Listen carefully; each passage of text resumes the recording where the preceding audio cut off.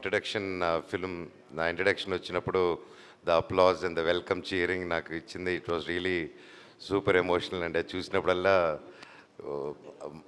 అది different feeling అండి, చెప్పలేను. అది ఆఫ్టర్ సో మచ్ ఇంత లవ్తో దే వెల్కమింగ్ బ్యాక్ అంటే నిజంగా అది గాడ్స్ బ్లెస్సింగ్స్ అండి. అండ్ పెద్దలు చేసుకున్న పూజలు అంతే. ప్రొడ్యూసర్ గారు రాధామోహన్ గారు సార్, ఇప్పుడు పాత సినిమాలు రీ రిలీజ్ల వల్ల కొత్త సినిమాల థియేటర్లు అనేవి కొంచెం ఇబ్బంది పడుతున్నాయి అని చెప్పేసి ఇంతకుముందు కూడా కొంతమంది ప్రొడ్యూసర్స్ కామెంట్ చేశారు. సో ఇప్పుడు కలేజా రీ రిలీజ్ అనేది మీకు ఎంతవరకు ఎఫెక్ట్ పడింది? క్వశ్చన్ నాకు అర్థం కాలేదు, ఏంటంటారు? పాత సినిమాలు రీ రిలీజ్ అవుతున్నాయి కదా సార్ ఇప్పుడు కొన్ని. సో రీ రిలీజ్ల వల్ల ఆ సినిమాలకు వచ్చినంత ఆడియన్స్ ఇవన్నీ కానీ కొత్త సినిమాలు కొంచెం ఎఫెక్ట్ అవుతున్నాయి అని చెప్పేసి చాలామంది అంటా ఉన్నారు. సో ఇప్పుడు కలేజా రీ రిలీజ్ అయింది, కొంతవరకు అది కరెక్టే, కానీ ఏది మనం ఆపలేం.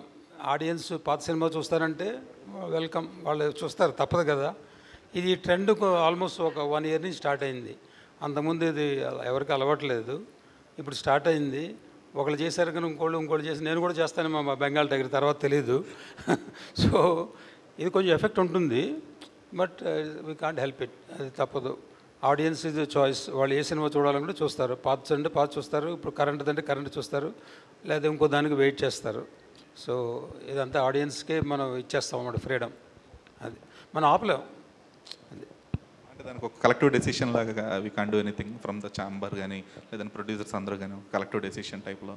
ఇది అంటే పెద్ద సినిమాలు కానీ లేదంటే సినిమాలు రిలీజ్ లేని టైంలో రీ రిలీజ్లు చేసి కొత్త సినిమాలు వచ్చిన టైంలో దాన్ని అవాయిడ్ చేసే అవకాశం ఏమన్నా? ప్రతి వారం ఏదో కొత్త సినిమా రిలీజ్ అవుతుంటుంది.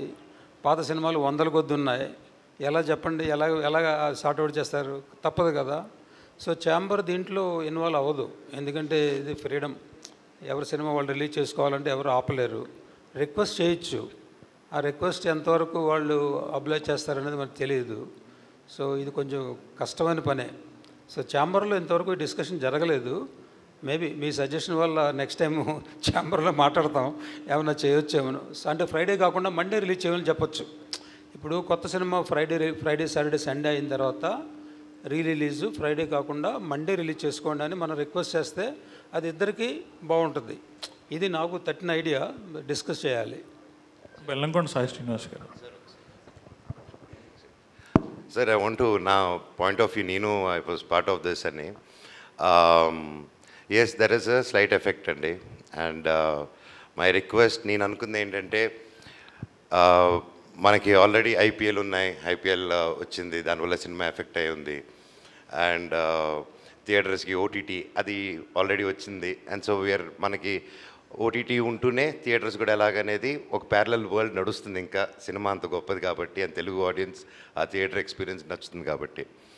అండ్ అన్ని పండుగలు, ముఖ్యమైన డేట్స్ అన్నీ ఆల్రెడీ పెద్ద సినిమాలు ముందుగానే బ్లాక్ చేసుకుంటారు, అండ్ యు నో దాట్.